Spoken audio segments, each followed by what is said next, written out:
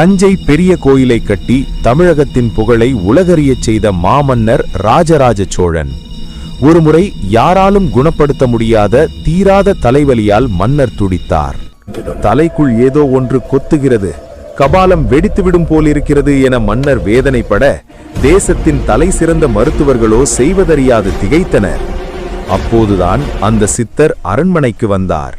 மன்னரின் நாடியை பார்த்தவர் சொன்னார், மன்னவா, உங்கள் தலைக்குள் ஒரு தேரை புகுந்துவிட்டது.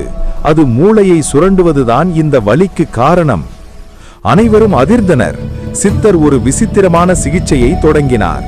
மயக்க மருந்தாக ஒரு மூலிகை புகையை மன்னருக்கு காட்டினார்.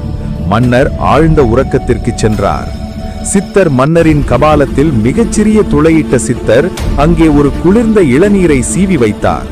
மண்டையோட்டின் வெப்பத்தில் தவித்த அந்த தேரை இளநீரின் குளிமையை தேடி மெதுவாக தலையிலிருந்து வெளியேறி இளநீருக்குள் புகுந்தது. சிகிச்சை முடிந்தது. கண்விழித்த மன்னர் பல மாதங்களாக வாட்டிய வலி நீங்கி புத்துயிர் பெற்றார். சித்த மருத்துவத்தின் மகத்துவத்தையும் நம் முன்னோர்களின் அறிவியலையும் பறைசாற்றும் இந்த சம்பவம் இன்றும் ஒரு வரலாற்று அதிசயமே.